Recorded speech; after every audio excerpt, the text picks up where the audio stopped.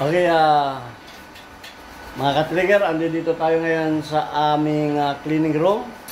At ipapakita ko sa inyo kung paano nililinis ang mga baril dito. Okay, so ito si Alpio. Alpio, pakilala ka muna. Ay, ako pala si Alpio Valdez from Danau City, Cebu. Yan ang aming junior gunsmith dito. Nakasama ko. At nililinis niya ang aming Tiger. Tiger yan ano? AK Tiger. AK Tiger. Ito yung 7.62 na sniper rifle. Kung tawagin ay Dragunov na made in Russia. Okay, ganito namin na nililinis ang mga baril dito. Binabaklas. Ayan. Tapos ay lilinisin ang barrel. Lahat yan. At expert na sa paglilinis itong mga to. Ako ay graduate na sa paglilinis. Hindi na ako naglilinis ng barrel dito. Okay, ayan. At andito naman ang naglilinis ng shotgun. Ito yung shotgun na over and under na ginagamit namin sa skeet shooting. Pakilala ka muna. Ako po si Jonel Matya. Ayan, at ang nililinis niya ay double barrel na shotgun. Ayan. Okay, at dito naman sa banda rito, ayan. Ito naman nililinis ang, ganito naman nililinis ang mga pistol at revolver. PJ, pwede ka magpakilala? Plus PG from Davao de Oro. Isa naming firearms instructor din. Actually, araw-araw nililinis ang mga baril dito pagkatapos gamitin para laging safe ang mga customer. Ayan, ang ginagamit lamang namin dito dahil sobrang dami ng baril na nililinisan ay kerosene gas. Ayan, pag yan ay nilinis sa kerosene gas, yan ay bubugahan ng hangin para mawala yung mga excess na gas. Pagkatapos yan ay tutuyuin at saka lalagyan na ay pa-proper oiling na yan at bubuuhin. Ayan. So ganyan, masipag ito si PJ. Bibigyan ko ito ng bonus. Yan yung aming mga ano. At narito naman ang aming senior firearms instructor. Actually, ito na yung pinaka-senior sa amin. Kung natatandaan ninyo, may YouTube channel ito na Jun sa Hybert. Ayan, magaling itong bumaril. Panoorin ninyo yung kanyang mga pagpuputok-putok. At matututo rin kayo ng mga quick draw and fire. Ayan. Ayan, pagkatapos linisin ng ang mga firearms, ayan, at tinutuyo yan ng hangin para matanggal yung mga excess oil. Meron kaming malaking compressor sa labas. At ganyan ang ginagawa. Okay, please support yung YouTube channel ng aking kaibigan, Jun Sahybert. Siya ang nagturo sa akin kung paano magkamero ng YouTube. Malaki ang utang na loob natin sa kanya. Kung wala si Jun Sahybert, wala tayong YouTube channel. Maraming salamat sa suporta. Okay. At ito naman yung kanyang nililinis. Ang 9mm Tiger. Okay, so ito yung isa naming best para sa mga customer. Ito yan o. Yan. Saiga. 9EXP. 9EXP ba yan? Yan. Made in Russia din yan. Apakaganda yan. Recommended ko yan sa mga gustong maglaro ng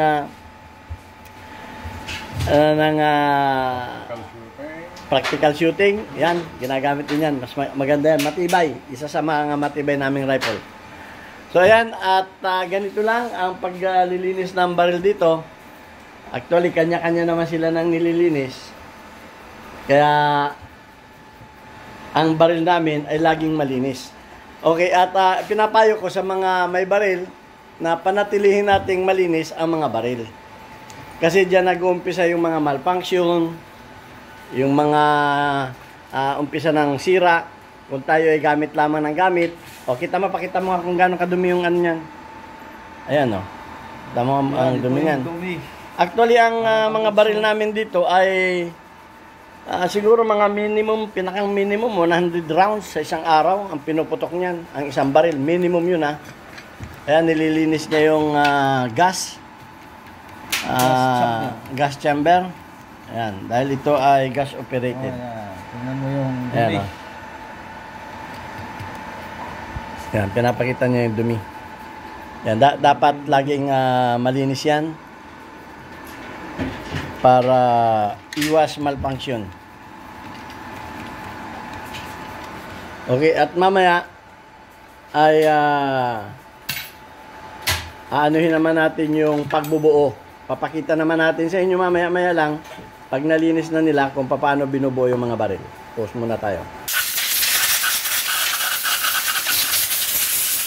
Okay, ganito hinahanginan para mawala yung mga excess oil.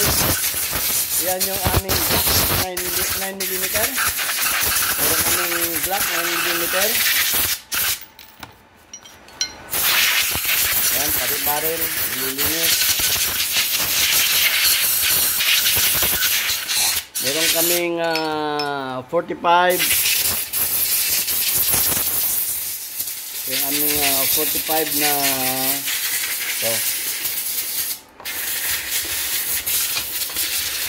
sisay. Yan, 45 caliber sisay.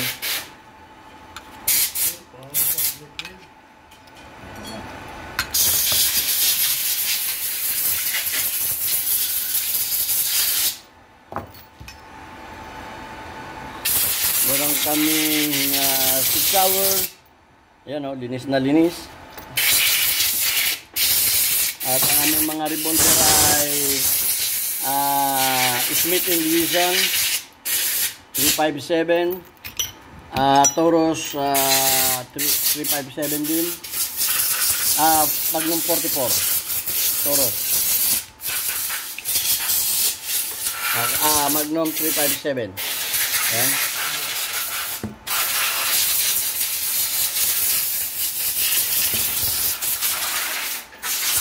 Okay, bubuuhin na ni Sir Alpio ang ating... Bubuuhin na natin. Tingnan natin kung paano ito binubuo para matuto rin tayo. Ayan. Tinutuyo muna niya. Pinupunasan. Huwag kalimutan, ilagay ang gas rod. Yan ang oil. Tapos, unahin dito sa may gas Yan. chamber. Ito yung rod. Gas rod. And then, ito yung gas piston. Tapos, sihitin. Gas piston. Gas Yan. rod. At saka, huwag kalimutan ang hanggang. Hanggang. Sanay na Sir Alpio. Parang kumakain lang ng mani. Araw-araw ginagawa niya yan.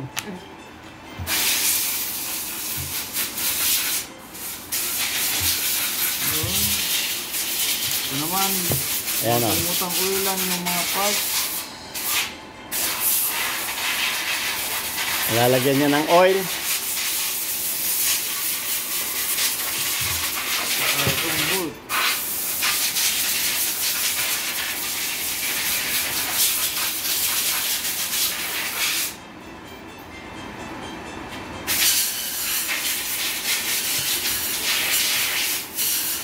Lagay ang bolt sa bolt carrier. Then, Bolt and bolt carrier assembly. Yes.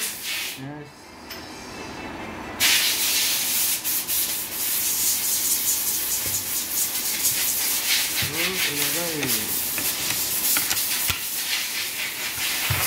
Kasunod itong cover ang Record spring.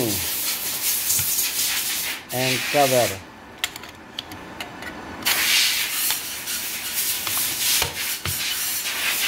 tapos ilock dito.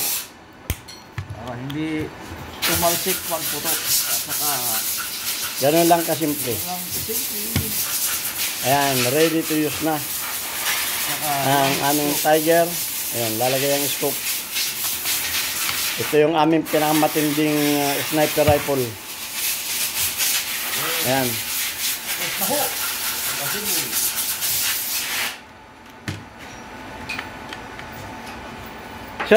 Sir Alpio, ilang taon ka na dito sa ating ring? 3 taon pa yun, sir.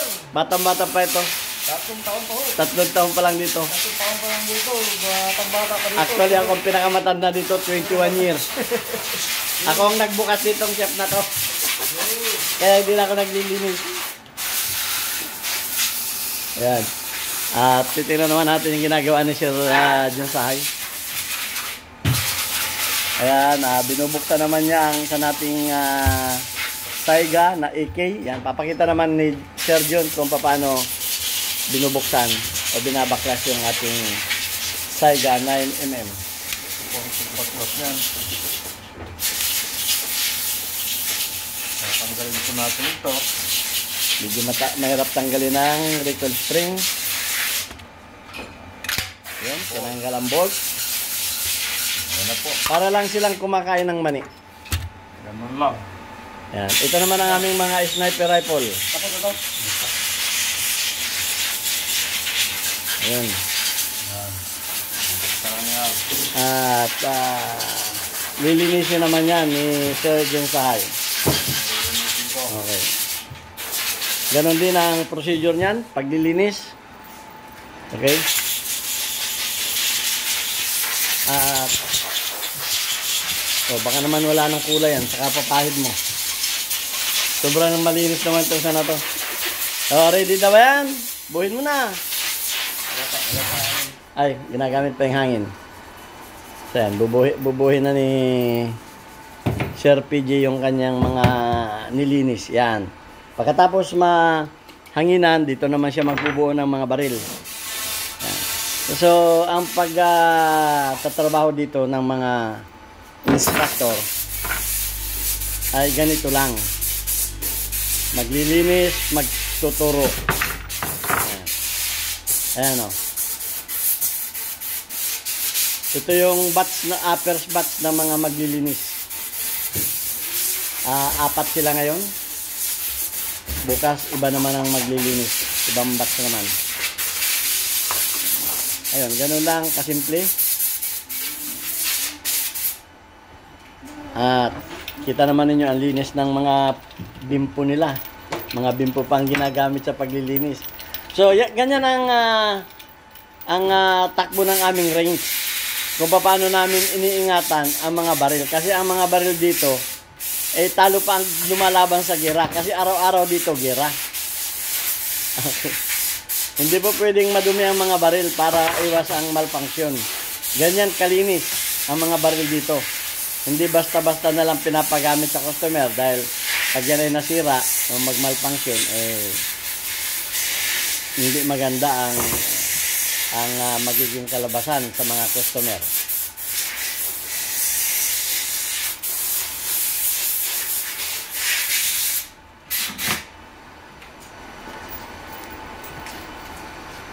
Okay, at ito naman yung aming sniper rifle.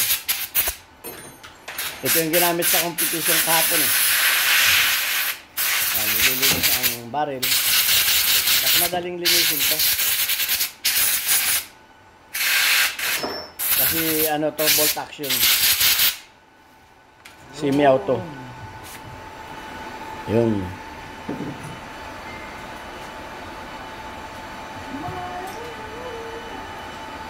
Ganito, nililinis naman ang mga barrel. Ginagamitan ng snake bore. Ayun, lalagyan ng bala. Kapirasong tila yung snake bore. Tapos ay lalagyan ng WD-40. Yan. Ganyan lang, oh. Papakita sa inyo ni Sir Alpio ang paglinis ng barrel. Yan. Lilinisin lang. Yan ay papasadahan ng mga hanggang 4 na pasada. Ilang pasada? Hanggang madumi. Tatlo. Tatlo hanggang madumi. Walang gusto. Pagka malinis na, 3, maximum 4 pag sobrang dumi.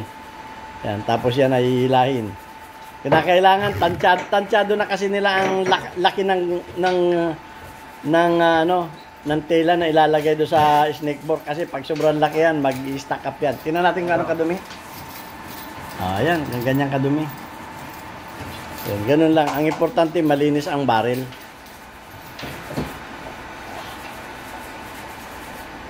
Para maiwasan ang loose bore. Kasi pagka madumi ang barrel, tapos gamit ng gamit, madaling mag-loose bore ang barrel kasi napupuno yan ng carbon. Ayun. Binalahan uli. Binatak uli. Yan. Ganun lang ang paglinis ng barrel. Yan, tinutuyo na yan. Tapos ay tutuyuin na yan. Ayan pati nga. Ayan medyo malinis na yan. Malinis ng konti. Ayan. Babanatan na yan ng tuyo. Tuyo naman.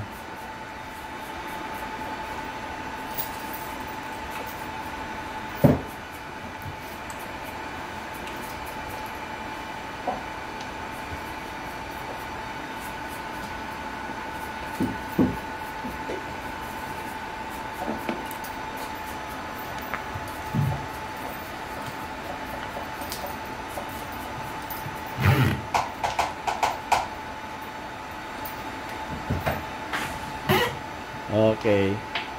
Okay na to. Yan. Anong brand ito? CC. Okay, CC, anong model? CC Tutuila CC 452 2E. Okay. Ito yung brand. Ayan yung kanyang brand. Yan. So, shout out dun sa nag-comment na gusto nilang makita yung mga firearms na ginagamit dito sa sa aming range, pero hindi ako pwedeng mag-video doon sa loob ng range na may mga pumuputok kasi yung mga Arabo ayaw nila na sila binibidyohan. Ayaw nila na binibidyohan sila. Ito mga Pilipino, okay lang mabidyohan yan. Magwapo naman eh. Yung ayan preparado. Talagang step by step. Yan ang mga professional maglinis ng baril. Ayan lilinisin ng barrel. Kailangan tuyo ang loob ng barrel. Kamukha na itinuro ko sa inyo sa ating mga videos. Kailangan tuyong-tuyo ang loob ng barrel. Ayan, sisid, nahulog. Ayan. Isa-isa yan,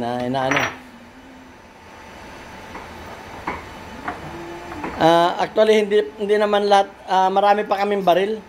So, ito lang yung mga nilinis ngayong araw. Siguro sa mga ibang pagkakataon ay papakita ko rin sa inyo ang iba naming mga firearms na mga ginagamit. Maghahunting ka na? Basta. Okay na? Okay na. So ayan, at